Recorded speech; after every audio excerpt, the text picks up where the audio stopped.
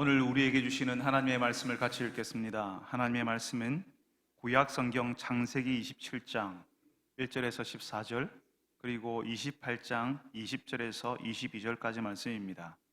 구약 성경 창세기 27장 1절에서 14절 그리고 28장 20절에서 22절 말씀. 제가 가진 성경은 구약 성경 37쪽입니다. 구약 성경 37쪽 창세기 27장 1절에서 14절 그리고 28장 20절에서 22절까지 말씀을 저하고 함께 교독하겠습니다. 제가 먼저 27장 1절을 읽습니다.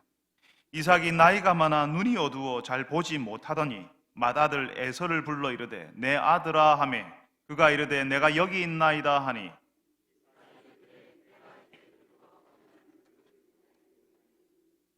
그런즉 내 기구 곧 화살통과 활을 가지고 들에 가서 나를 위하여 사냥하여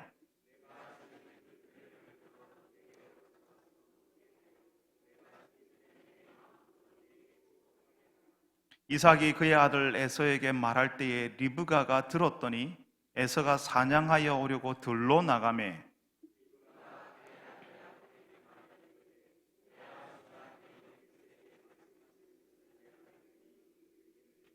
나를 위하여 사냥하여 가져다가 별미를 만들어 내가 먹게 하여 죽기 전에 여호와 앞에서 네게 축복하게 하라 하셨으니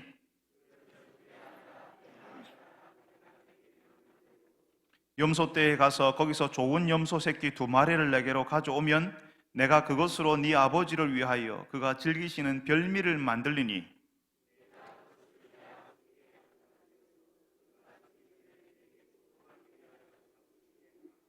야곱이 그 어머니 리브가에게 이르되 내 형 에서는 털이 많은 사람이요 나는 매끈매끈한 사람인즉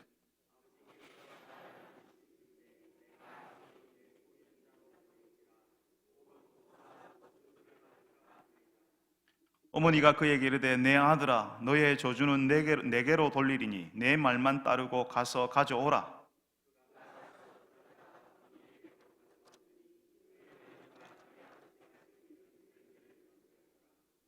28장 20절을 제가 읽습니다. 야곱이 서원하여 이르되 하나님이 나와 함께 계셔서 내가 가는 이 길에서 나를 지키시고 먹을 떡과 입을 옷을 주시어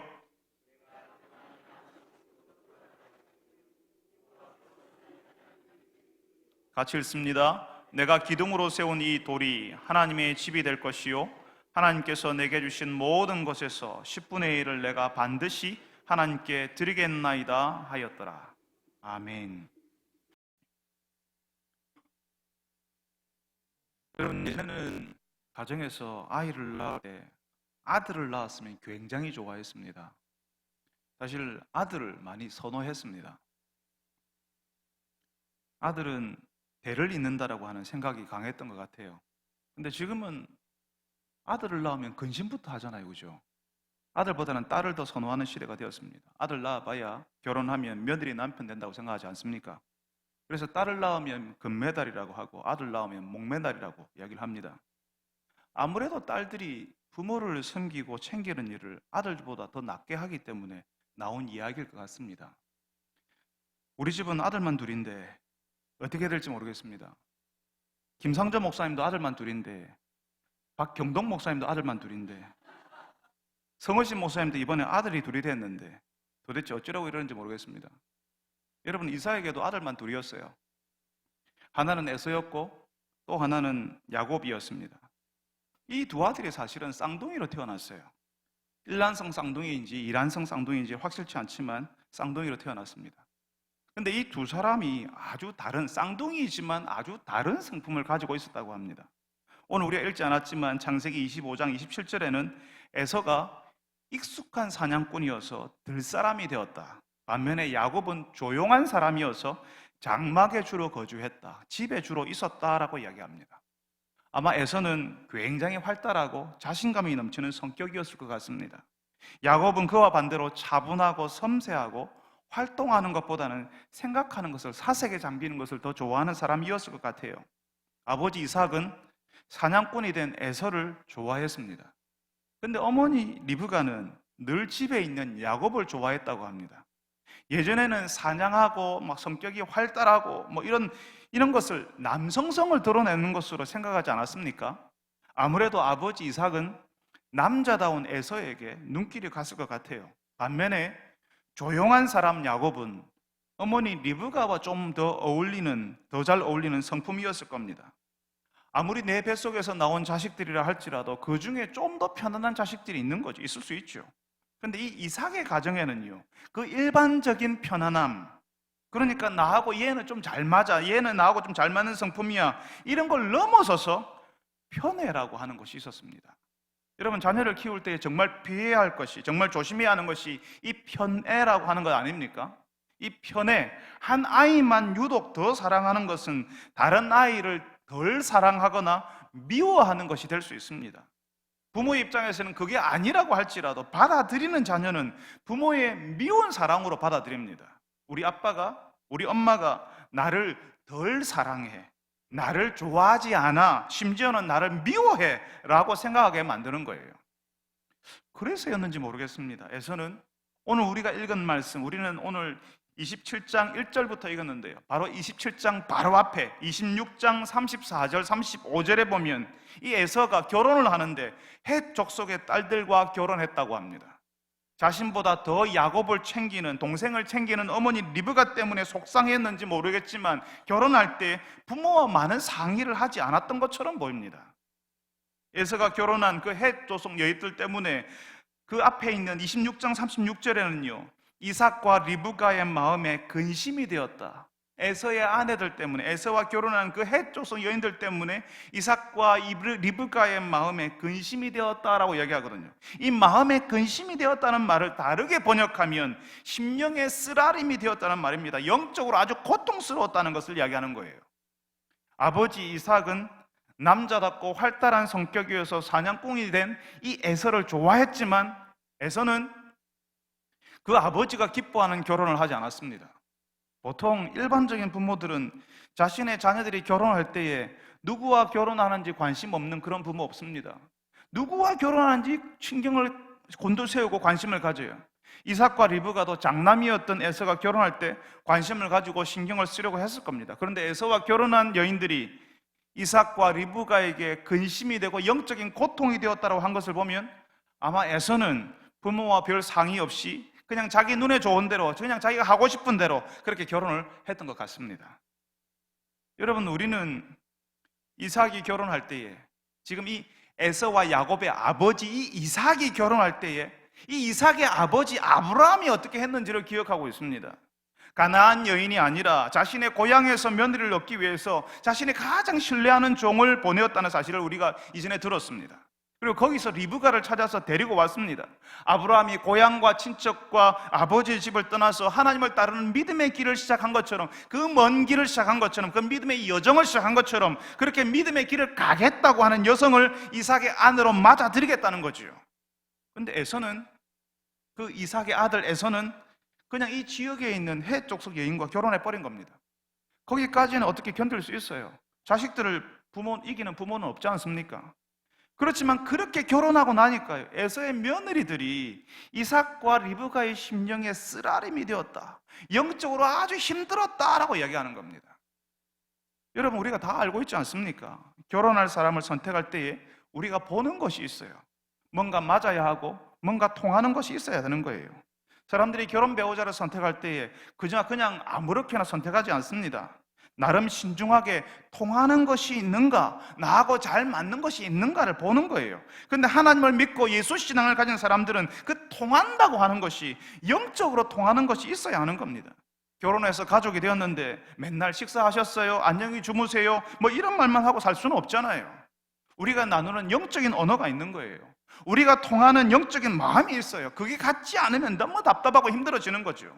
주일에 교회 가자고 하는데 억지로 마지못해 끌려 나오듯이 하고 하나님께 감사헌금 하나도 제대로 할 줄 모르는 사람이 며느리가 되었을 때에 그 시부모인 이삭과 리브가의 마음이 어떻겠습니까? 여러분, 지금 이 일이 하나님을 모르는 가정에서 일어난 일이 아니었습니다. 하나님께서 선택하신 가정, 하나님의 약속을 이루겠다고 하신 가정에서 일어나는 일을 우리가 보고 있습니다. 그 가정의 맏아들은 부모의 신앙과 상관없이 자신이 좋은 대로 결혼해 버렸습니다. 그리고 그 며느리들과의 관계는 영적으로 너무 힘들었습니다. 여러분, 우리가 사는 현실 속에서 우리의 신앙이, 우리와 신앙이 다른 며느리를 우리가 맞을 수 있고요, 또 우리 자녀들이 아직 신앙생활을 하지 않을 수도 있습니다. 아무리 찾아도 신앙이 있는 사람을 만날 수 없어서 할 수 없이 다른 신앙을 가진 사람들과 결혼하는 것이 우리 현실일 수도 있는 겁니다. 그렇지만 부모인 우리가 우리의 자녀들에게 가르쳐야 될 책임을 피할 수는 없습니다.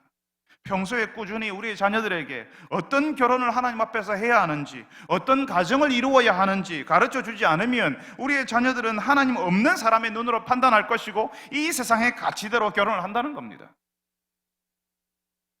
분명히 이삭과 리브가는 에서의 아내들 때문에 힘이 들었어요.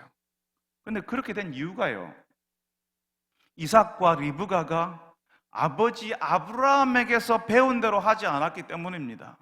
아버지 아브라함이 이 이삭의 아내, 자신의 며느리 리브가를 맞으려고 할 때 어떻게 했는지를 이 사람들이 다 알고 있잖아요. 그런데 그 아브라함에게 배운 대로 하지 않는 겁니다. 우리가 우리의 자녀들에게 하나님 앞에서 결혼할 것을 가르쳐야 합니다. 무엇보다 하나님을 섬기는 배우자를 선택하는 것이 중요하다는 사실을 꾸준히 가르쳐야 합니다. 오랫동안 믿음의 길을 걸어온 사람 만나지 못했다면 적어도 믿음의 길을 이제라도 가겠다고 하는 사람하고 결혼해야 되는 거예요. 그 믿음의 길을 가겠다는 약속이 실제로 지켜지는지, 그 믿음을 알려고 하는지 그걸 보고 결혼해야 되는 거예요. 여러분, 여기서 결혼하는 청년들, 특히 아직 믿음의 길을 걷지 않는 청년들과 교제하는 사람들이 꼭 알아야 하는 것이 있습니다. 믿음은 그냥 예배의 자리에 한번 나와준다고 생기는 것이 아닙니다.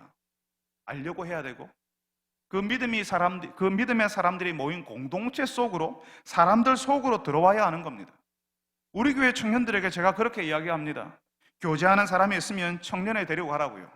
그리고 그 청년회 데리고 가서는 두 사람이 서로 붙어 있지 말고 각자 다른 청년들과 이야기하고 사귀는 기회를 가지라고 이야기합니다. 성경 공부 모임에, 서로 말씀을 나누는 모임에 같이 나가서는 여러 사람과 교제하고 여러 사람들의 인생에 나타나시는 하나님의 은혜, 그 하나님의 일하심을 보여줘야 하는 거죠. 나하고 결혼할 사람이니까 나하고 딱 붙어서서 다른 사람들하고는 말도 하지 않고 예배의 자리에서 서로 얼굴 쳐다보고 서로 웃고 있다가 끝나면 휙 사라져버리는 방식으로는 믿음을 알 수 없고 믿음의 길을 걷겠다는 어떤 증거도 볼 수가 없는 겁니다.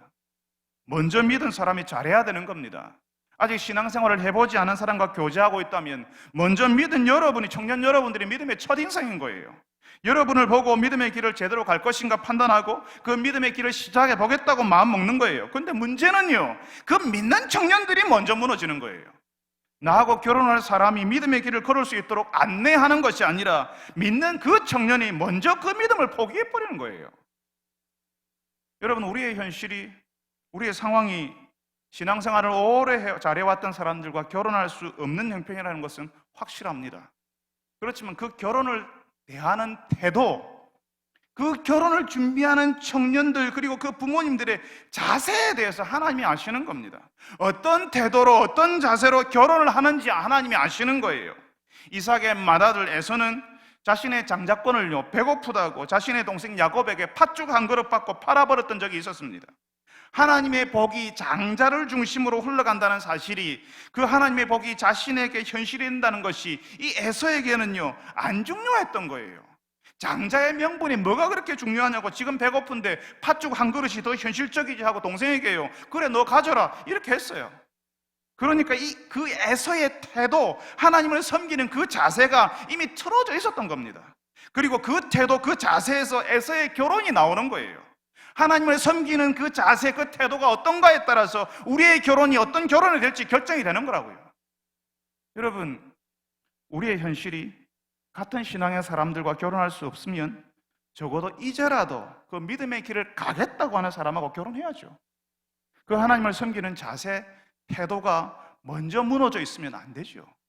내가 어쩔 수 없이 믿음의 길을 가지 않는 배우자를 만나서 결혼했지만 이제라도 그 배우자가 믿음의 길을 갈 수 있도록 안내하고 돕는 사람이 돼야 되죠. 그래야 그 가정에 하나님의 다스림이 뚜렷해지고 하나님의 은혜가 흘러가는 거예요. 사랑하는 여러분들이 이삭과 리브가 가정에 일어난 일을 보면서 자신의 자녀들의 결혼을 위해서 기도하시는 분들이 되시기를 바랍니다. 청년 여러분들이 하나님을 섬기는 믿음의 자세, 그 태도를 분명히 해서 하나님을 근심케 하고 부모를 근심케 하는 결혼이 아니라 하나님의 복이 임하는 결혼과 가정을 이루는 분들이 다 되시기를 바랍니다. 여러분, 분명히 에서가 부모가 기뻐하지 않는 결혼을 했습니다. 그래서 문제거리가 되었어요. 그렇지만 여러분, 우리가 오늘 27장 앞부분만 읽었는데요, 이 27장 전체를 쭉 읽어가면요, 이 가정에 에서만 문제라고, 다른 사람들은 다 괜찮다라고 그렇게 말할 수가 없습니다. 이삭의 가정이 하나님을 섬기는 가정이었지만 그럼에도 불구하고 문제가 많은 가정이었습니다. 그 가정의 문제가요, 오랜 시간 골마 있다가 오늘 우리가 읽는 27장에서 터지는 거예요. 먼저 이삭은 이제 나이 많아서 늙었다고 합니다. 눈까지 어두워져서 앞에 있는 사람도 구별하지 못할 정도였어요. 그래서 자신의 죽을 때를 위해서 먼저 자녀를 축복하겠다고 합니다. 근데 여기서 아주 이상한 일이 나오는 거예요. 오늘 우리가 읽은 말씀에 아주 이상한 일이 나오는 겁니다. 오늘 우리가 읽은 말씀에는 이삭이 누구를 축복하겠다고 하죠? 이삭에게는요, 아들이 하나만 있는 게 아니에요. 쌍둥이 아들이 있습니다. 둘이 있다는 거죠. 그런데 누구만 축복하겠다고요? 에서만 축복하겠다는 거죠. 사냥해서 별미를 만들어 가지고 오면, 에서가 사냥을 해서 별미를 만들어 가지고 오면 그 에서를 축복하겠다. 그것도 에서 너만. 오늘 우리는 27장 앞부분만 읽었지만 27장의 뒷부분을 읽어보면 한 사람만 축복해서 나중에 온 사람이 축복해달라고 하니까요, 다 축복하고 남은 것이 없다라고 이야기하거든요. 지금 이삭은 에서만 축복할 마음을 가지고 시작하는 겁니다. 설교를 시작하면서 말씀드렸죠. 이삭은 에서가 사냥한 고기를 좋아하므로 그를 사랑하고 리브가는 야곱을 사랑하였다고요. 일반적인 가정에서 아버지나 어머니가 어떤 자녀와 좀 잘 맞는 일이 있을 수 있다고 말씀드렸습니다. 그렇지만 편애하고는 다르다고요. 편애는 안 된다고 말씀드렸습니다. 그런데 이삭의 가정이 그 편애, 한 아이만 사랑하고 다른 아이는 덜 사랑하는 일이 있었던 겁니다. 그 일이 지금 오랜 시간을 거쳐서 이삭이 나이 많아 자식을 축복하려고 할 때에 유언처럼 자신의 모든 것을 쏟아 부으려고 할 때에 나타난다는 거예요. 오직 에서에게만 축복하려고 하는 거예요. 아버지 이삭이 에서만 축복하려고 할 때에 이삭의 아내 리브가는 어떻게 했겠습니까? 리브가는 부모에게 엄청난 근심을 가져다 준 에서를 남편 이삭이 축복하는 거 그냥 지켜만 보고 있지 않았습니다. 우리가 다 알다시피 이삭의 아내 리브가는 아주 활달한 여인이었어요. 사람들을 잘 섬기는 손 크고 통 큰 그런 여성이었습니다.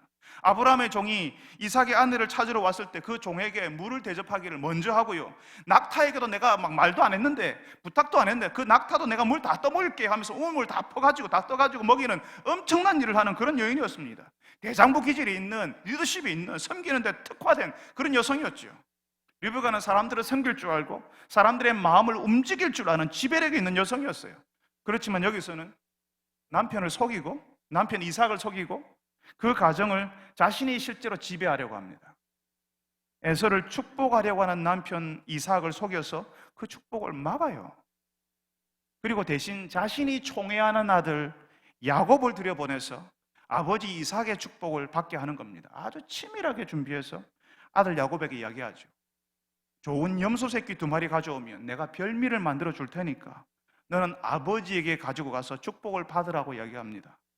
마치 곧 죽을 아버지, 곧 죽을 남편이 있는데 그 아버지, 남편 이름으로 된 보험금 타내려고 하는 아내와 아들이 계략을 꾸미고 있는 것 같아요. 아들 야곱은요, 어머니 리브가의 말을 듣고 안 된다고 말하지 않아요. 형 에서는 털이 많은 사람인데 나는 털이 없어서 아버지에게 발각이 되면 어떻게 하냐고 걱정을 하고 있습니다.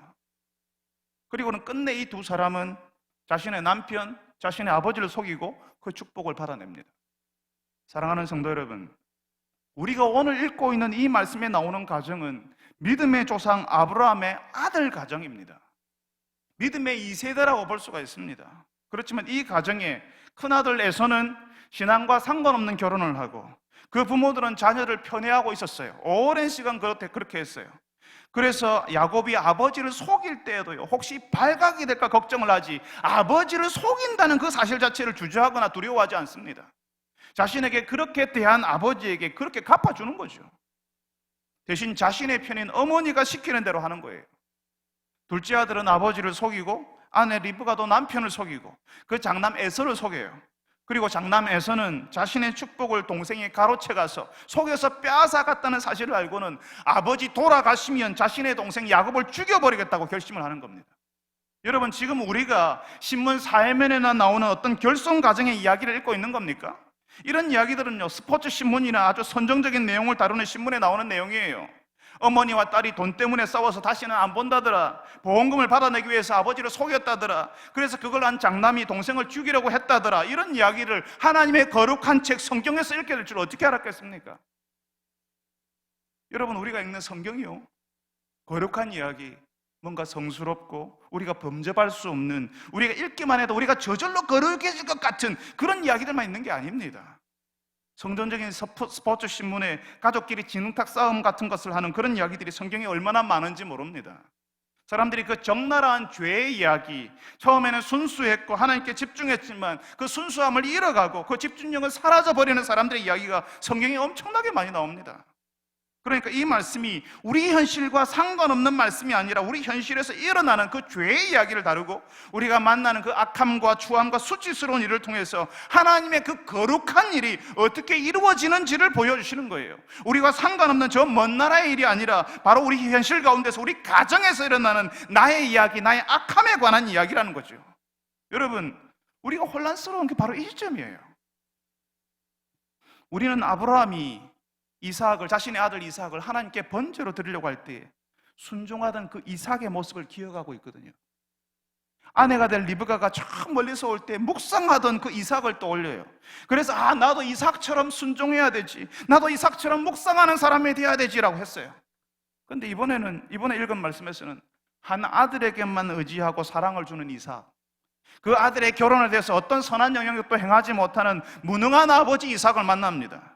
거기다가 그 이삭이 이제까지 이루어온 가정이, 이삭이 이제까지 이루었던 그 가정이 서로 속이고 나중에는 그 형제가 다른 형제를 죽이려고 하는 그런 가정이 되었어요. 우리가 그런 기대를 하거든요. 한번 하나님의 부르심을 받았으면 초지일관, 이제는 죄와는 단절해버리고 완전히 하나님의 사람으로 돌변해버려야 한다고 생각하거든요. 성경에 나오는 사람들은 그런 사람들일 거라고 우리가 기대하거든요. 성경의 사람들은 우리가 우러러 보아야 될 믿음의 사람들이니까, 나하고는 다른 부류의 사람들이니까. 그런데 우리가 성경에서 만나는 사람들은 그런 사람들이 아닌 거예요. 하나님의 부르심을 받았어도, 믿음의 길을 걷고 있으면서도 여전히 예전의 죄가 반복해서 나오고 여전히 이 땅의 악함을 품고 살아가는 거죠. 여러분, 우리가 그러지 않습니까? 하나님의 부르심을 받았고 하나님의 말씀이 내 마음을 파고들 때에는 하나님의 살아계심을 알겠고, 그래서 찬송을 불러도 감격이 있고 기도가 절실해질 때도 있어요. 그렇지만 직장에서, 가정에서 마음에 안 드는 사람 보면요, 미워하는 마음이 금방 찾아오고요. 그래서 다른 사람들에게 그 사람이 이상한 사람인지, 얼마나 이상한 사람인지 실컷 씹어주고 나서는 그제야 마음의 평안이 찾아와요. 심지어는 함께 일을 해야 될 때 그 사람은 빼고, 그 사람에게는 안 가르쳐주고, 그 사람에게는 눈도 안 마주치고 일을 해요. 예수 믿는 우리, 하나님을 섬기고 하나님의 은혜를 받았다는 우리가 그럽니다. 만약에 신문에 그런 악한 사람들의 기사가 난 것을 읽었으면요, 그 사람들을 향해서 우리가 욕을 했을 거예요. 그 사람 망해도 싸다고 했을 거예요. 그런데 여러분, 우리가 읽고 있는 성경에 나오는 사람들이, 그리고 그 성경을 읽고 있는 바로 우리가 사람들에게 욕을 먹어도 할 말 없는 그런 사람들이라는 겁니다. 지금 당장 우리가 범한 죄에 대해서 징벌이 쏟아져도 변명할 수 없는 그런 사람들이라는 거예요. 그런데 여러분, 정말 놀라운 것은 그렇게 속이는 야곱에게 부어진 축복이, 그래서 그렇게 속여서 부어졌던 이삭이 부어준 그 축복이 야곱의 인생에 현실이 되고 이루어지는 거예요. 여러분, 창세기를 끝까지 읽으면요, 이삭이 야곱에게 부어주었던 그 축복이 야곱의 인생의 현실이 됩니다. 어떻게 이럴 수가 있습니까? 그렇게 건강하지 못한 가정을 통해서 하나님의 은혜가 흘러가고 하나님의 약속이 이루어지는 거죠. 속여서 얻었는데, 그런 말도 안 되는 사람의 인생이, 그 속여서 복을 얻는 그런 말도 안 되는 사람의 인생이 바뀌는 걸 통해서 하나님이 어떤 분이신지, 하나님께서 그 악한 사람 포기하지 않고 그 인생을 사랑으로 얼마나 깊이 품어주시는지를, 그 하나님의 사랑을 대비해서 보여주는 거죠. 그 속이는 악한 사람과 그 가정, 그리고 그 악한 가정을 붙들어 주시는 그 하나님의 사랑을 이렇게 대비해서, 그래서 하나님이 얼마나 높고 대단하신 분인가 하는 걸 보여주시는 겁니다. 냉정하게 우리를 보면 예전에 벌써 망해도 몇 번을 망했을 우리예요. 우리가 한대로 벌을 받는다면 지금 여기에 있을 수 없는 인생이 정말 많습니다. 그런 우리 인생을 하나님께서 참아주시고 기회를 주시고 포기하지 않아 주셔서 우리가 아직도 여기에 있는 거예요. 그리고 그런 우리의 악한 인생을 통해서 거룩하신 하나님이 살아계심을 도드라지게 보여주시는 겁니다. 하나님이 얼마나 놀라운 분인지 우리 악함과 비교해서 거룩하신 하나님, 품어주시고 은혜 주시는 하나님이 더 잘 보이게 대비해서 비교해서 보여주시는 거죠. 사랑하는 여러분들이 이 속이는 야곱에게 복 주시는 하나님, 정말 이해할 수 없는 그 하나님의 은혜를 깨닫는 분들이 되시기를 바랍니다. 이삭의 가정처럼 불의하고 야곱처럼 속이는 인생에게도 복을 주시는 하나님, 그 살아계신 하나님을 의지하는 여러분들이 되시기를 바랍니다. 여러분, 형을 속이고 장자의 명분, 장자의 축복을 받은 야곱이 그 집에는 이제 있을 수가 없습니다. 형 에서가 야곱을 죽이려고 하잖아요. 그래서 어머니 리브가는 야곱에게 외삼촌 라반의 집에 잠시 피신해 있으라고 이야기합니다. 그리고 피신해 간 김에 거기서 결혼할 배우자를 찾으라고요. 형 에서가 결혼한 이들 때문에, 그 결혼해서 들어온 그 며느리 때문에 이삭과 리브가가 너무 영적으로 고통스럽다고 했지 않습니까? 그래서 야곱에게 그렇게 하는 거죠. 너는 결혼할 때 라반의 집에 가서 거기서 결혼할 배우자를 찾으라고 한 겁니다. 아브라함이 거기서 배우자를 얻었던 것처럼, 이삭이 거기서 믿음의 길을 가겠다고 찾아온 배우자 리브가를 얻었던 것처럼 야곱도 그런 사람을 찾아서 결혼하라고 보내는 거죠. 그 길이 아브라함이 걸어왔던 엄청난 길이었고, 아브라함의 종이 이삭의 결혼 상대를 찾기 위해서 걸어갔던 아주 먼 길이었습니다. 이제 야곱이 그 먼 길을 가려고 하는 거죠. 분명히 그 형 에서를 속인 일 때문에 그 집에 있을 수 없습니다. 그래서 그 집을 떠나야 돼요. 명분은 결혼할 배우자를 찾으러 간다는 명분이죠.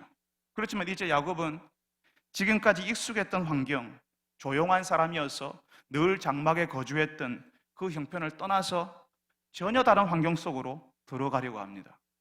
그리고 자신에게 익숙했던 그 환경, 그 집, 자신에게 편안했던 그 습관을 어쩔 수 없이 떠나게 돼요. 어쩔 수 없이 내려놓아야 되고 어쩔 수 없이 거기서 벗어나게 되는 거죠. 근데 그렇게 될 때에 참 놀라운 것은 다른 사람이 될 수 있는 기회가 찾아오는 겁니다. 그 집에 있을 때, 그 익숙한 환경에 있을 때는 늘 그 사람이었어요. 그런데 그 환경과 그 집을 떠나니까 이제는 다른 사람이 될 수 있는 기회가 찾아오는 겁니다. 이삭의 가정에서는 야곱은 속이는 사람이었습니다. 형을 속이고 아버지를 속이는 사람이었어요. 그렇게 속이니까 거기서 있을 수가 없는 거죠. 그래서 전혀 다른 환경과 환경 속으로 들어가게 되는데, 어쩔 수 없이 들어가게 되는데, 이때가 속이는 야곱이 아니라 다른 야곱이 될 수 있는 기회라는 것입니다. 오늘 우리가 같이 읽지 않았지만 창세기 28장 10절부터는 집을 떠나서 외삼촌 라반의 집으로 향하는 야곱이 어느 한 곳에서 잠을 청하는 내용이 나옵니다. 바깥 한 데서 이슬을 맞으면서 잠을 잤겠죠. 거기서 야곱이 돌베개를 베고 잤다라고 이야기합니다. 돌을, 평평한 돌 하나 끄집어내어서 그 베개를 베고 잤다고요. 그 베개 얼마나 불편했겠습니까?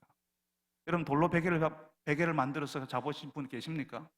그 베개가 보통 불편한 베개 아니었을 겁니다. 그 돌베개가 이제는 편안한 환경을 떠난 야곱의 모습, 투박하고 불편하게 철저하게 혼자가 된 야곱을 상징적으로 보여주는 거예요. 거기서 야곱이 홀로 있는 밤, 바로 거기에 그 불편하고 투박하고 철저하게 혼자가 되어 있는, 자신에게 익숙했던 그 환경과 집을 떠난 그 야곱에게 누가 찾아오시냐면, 거기에 비로소 하나님께서 이 야곱에게 찾아오시는 겁니다. 아브라함에게 찾아와 주셨고 이삭에게 찾아와 주신 하나님께서 자신의 집을 떠난 그 야곱에게 오늘 하나님께서 찾아와 주시는 겁니다. 그리고 하나님께서 말씀하시는 거예요. 아브라함과 이삭에게 말씀하시는 대로, 아브라함에게 말씀하셨고 이삭에게 말씀하셨던 대로 땅을 주시겠다고, 네 자손이 동서남북으로 퍼져나가서 모든 족속들이 네 자손들 때문에 복을 얻게 될 것이라고 말씀하십니다. 할아버지 아브라함의 하나님, 아버지 이삭의 하나님이 이제 비로소 야곱의 하나님이 되는 순간이에요. 이전에도 하나님이 계심을 알았죠. 그 하나님을 의지하고 찾았어요. 그런데 바로 이 순간 하나님께서 나에게 개인적으로, 그리고 너무나 분명하게 말씀하시는 하나님으로 찾아오시는 바로 이 순간, 그 하나님이 나의 하나님이신 것을 경험하게 되는 겁니다. 그 하나님이 이제는 내 인생에 너무나도 중요하신 분, 내가 거역할 수 없는 분, 그래서 그분의 말씀에 순종하려고 애를 쓰게 되는 그런 분이 되는 거예요. 여러분, 우리가 믿음의 길을 가게 될 때 이게 너무 중요합니다. 나에게 찾아오시는 하나님, 나에게 말씀하시는 하나님을 내가 알게 될 때에 그제서야 비로소 내 신앙이 깊이를 얻게 되고 달라지게 되는 겁니다. 내 신앙의 태도, 내 신앙의 자세가 달라져요. 그전에는 다른 사람이 믿으니까 나도 덩달아서 따라왔을 수 있어요. 우리 가족들이 다 교회 다니니까 나도 다니는 거예요. 다른 사람이 하니까 나도 하는 경향이 많았어요. 눈치가 보이거든요. 다 하는 내가 안 하고 있으면 안 되거든요. 우리 부모님 체면도 있거든요. 그런데 이제는 아닌 거예요. 나에게 말씀하시는 하나님을 배웠을 때에 나는 하나님을 두려워하는 사람, 하나님을 부정할 수 없는 사람이 되는 거죠. 그 하나님을 하나님으로 대우해드리는 사람, 그야말로 하나님을 섬기는 사람이 되는 겁니다. 야곱이 자신의 집을 떠나서 들판에, 그것도 홀로 돌베개를 베고 자야 하는 환경 가운데 있을 때에 하나님이 이 야곱을 찾아오신 겁니다. 여러분, 하나님께서 왜 지금 여기 돌베개를 베고 자야 하는 그런 척박한 환경 가운데 있는 야곱이 하나님께서 찾아오셨을까요? 야곱은 속이는 사람이었습니다. 우리의 기준으로는 하나님의 복을 받으면 안 되는 사람이에요. 하나님이 정의의 하나님인데 어떻게 그렇게 불의한 방식으로 복을 찾아가는, 복을 빼앗아가는, 낚아채가는 그런 사람에게 하나님께서 복을 줄 수 있습니까? 우리의 기준으로는 하나님의 복을 받을 수 있는 그런 사람이 아닌 거예요. 그런데 하나님께서요, 이 속이는 야곱, 그래서 하나님의 복을 받을 수 없는 야곱을 그 복을 반하는 사람, 그 복에 걸맞는 사람으로 바꾸어 가시는 거예요. 익숙했던 집을 떠나서 그 집을 떠나서 다른 야곱이 되도록 하나님의 복을 받고 하나님의 약속이 이루어지는 인생을 살만한 야곱으로 만드시려고 지금 여기 돌베개를 베고자 하는 그 자리에 하나님께서 찾아오시는 겁니다.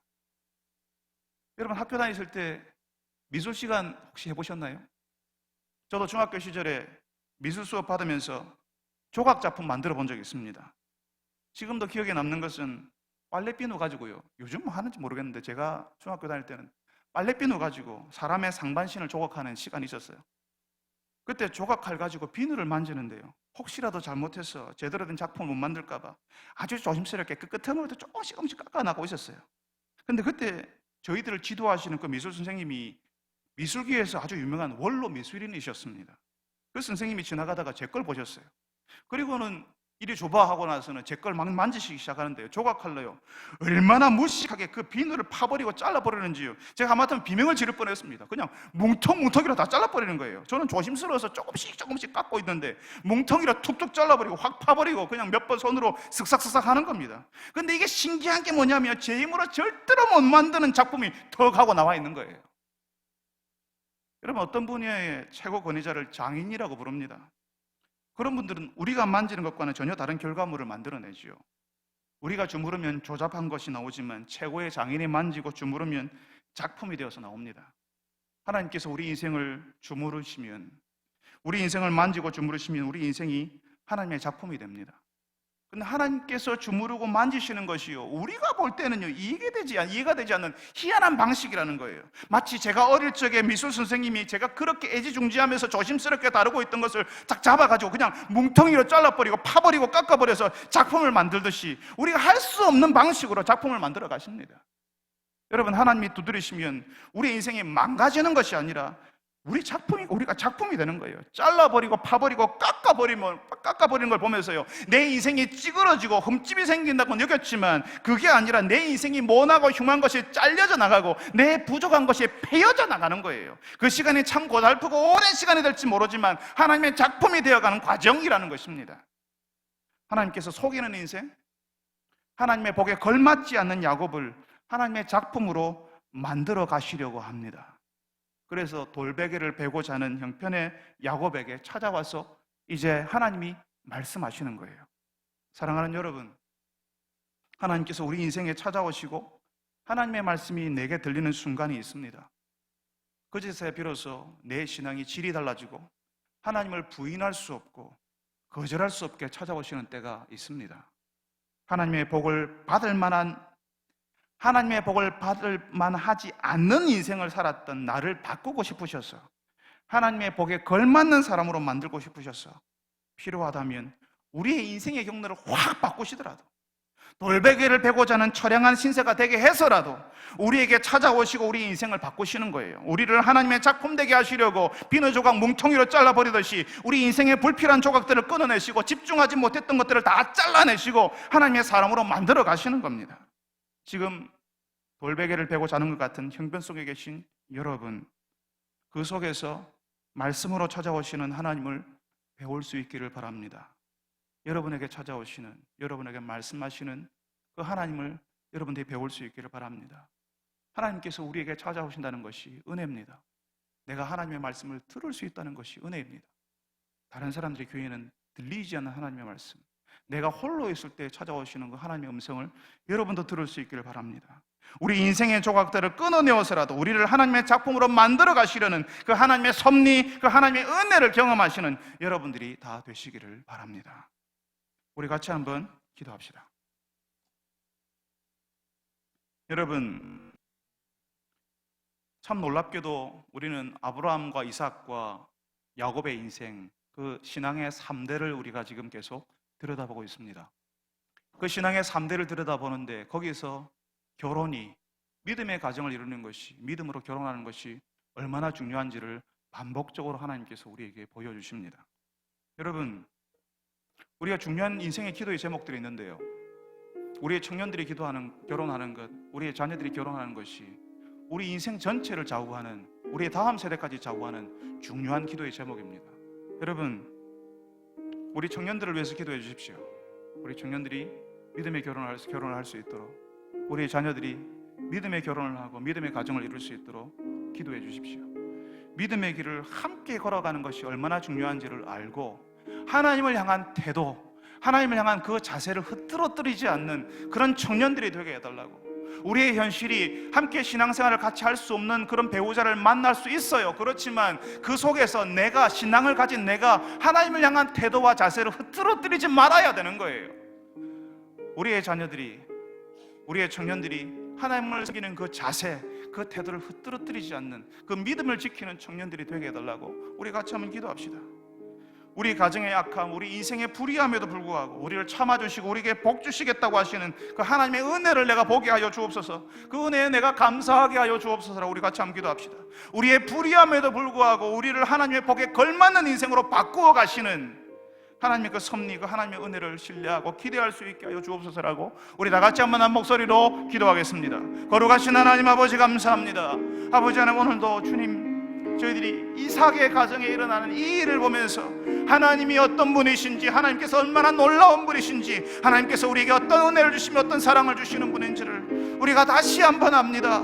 아버지 하나님, 우리를 불쌍히 여겨주셔서 우리 인생을 붙잡아 주시고 우리의 가정을 붙들어 주시고, 우리가 주님이여 하나님의 복에 어울리지 않는 사람이었고 하나님의 복에 어울리지 않는 그런 인생이었지만 주님께서 우리를 붙들어 주셔서 우리의 불필요한 시간들을 잘라버리시고 우리의 인생의 경로를 바꾸어 주시고, 주님 그래서 그 손으로 만지시고 다듬어 주셔서 우리가 다른 인생, 하나님의 복에 걸맞는 인생으로 만들어 가시는 것을 우리가 압니다. 주님이여, 저희들이 그리하여서 그 하나님의 섭리가 감사하고 하나님의 은혜가 감사하고, 옛날에 우리가 지나왔던 그 시간들이 주님 하나님께서 우리를 다듬어 가시는 시간이라는 사실을 알아서 우리가 그리하여서 하나님 앞에 감사합니다. 주님이여, 저희들이, 우리의 자녀들이 주님이여 그런 하나님을 의지하게 하시고 그 하나님을 향한 태도, 그 하나님을 향한 자세를 흐트러뜨리지 않게 하여 주시옵소서. 현실이 비록 척박하다 할지라도 그 현실 속에서 하나님을 섬기려고 애를 쓰는 그런 믿음의 청년들 되게 하여 주옵소서. 그래서 믿음의 가정을 이루고 믿음의 결혼을 할 수 있도록 주님 도와주시옵소서. 아버지 하나님, 주께서 우리의 불의함에도 불구하고 우리를 주님의 하나님의 복에 걸맞는 인생으로 바꾸어 가시는 그 하나님의 열심과 그 하나님의 주님의 은혜를 저희들이 기뻐하고 감사합니다. 주님이여, 저희들을 불쌍히 여겨주시옵시고 하나님의 사람으로 우리의 기대와는 다르게 우리가 어려운 시간을 보낸다 할지라도 우리를 하나님의 사람으로 만들어 가시기를 간절히 소원합니다. 주님 불쌍히 여겨주시옵소서. 사랑하는 주님, 이삭의 가정에서 일어나는 그 일들을 바라보면서 주님, 우리의 가정, 우리가 지났던 우리의 현실을 들여다봅니다. 이삭의 가정은 다를 줄 알았지만 제가 범람하고 신앙의 2세대가 이르렀을 때는, 1세대가 지나서 2세대가 신앙의 2세대에 이르렀을 때는 그 신앙이 이제 희석이 되고 그 신앙이 분명하지 않는 그런 가정이 되어가는 것을 우리가 이 말씀을 통해서 먼저 바라봅니다. 그리고 우리 현실 속에서 실제로 그런 일이 일어나고 있음을 봅니다. 믿음의 가정이라 하지만 전혀 믿음대로 하나님을 향한 태도가 분명하지 않은 그 믿음의 태도와 자세가 흐트러져 버린 그런 믿음의 가정들을 우리가 많이 우리 현실 속에서 바라봅니다. 주님, 우리 청년들에게, 그 청년들의 부모들에게 하나님을 섬기는 그 태도, 그 자세가 흐트러지지 않도록 주님 붙들어 주시옵소서. 우리의 현실이 믿음의 길을 함께 가는 사람을 만날 수 없는 현실이라 할지라도 주님이여 먼저 믿은 그 사람, 그 신앙 포기하지 않게 하시고 먼저 믿은 그 사람, 주님이여 믿지 않는 그 배우자를 주님 믿음의 길로 안내하며 도와줄 수 있는 사람 되게 하여 주시옵소서. 구하 없는 것은 우리의 가정의 약함, 우리 인생의 불의함에도 불구하고 우리에게 복을 주시는 그 하나님 때문에 감사합니다. 우리가 그 복에 어울리지 않는 인생이지만 우리의 인생을 바꾸셔서 하나님이 얼마나 노우신 분이신지 그런 인생, 우리 그와 같은 그런 불의함을 바꾸시고 우리 인생을 바꾸셔서 악하게 살았던 우리 인생을 바꾸셔서 그 하나님의 그 복에 걸맞는 인생으로 바꾸어 가시는 그 하나님의 열심과 그 하나님의 은혜에 감사하며 주님이여 우리 인생을 그렇게 인도하실 것이라 믿고 주 앞에 감사하는 저희들이 되게 하여 주시옵소서. 예수님의 이름으로 기도합니다. 아멘.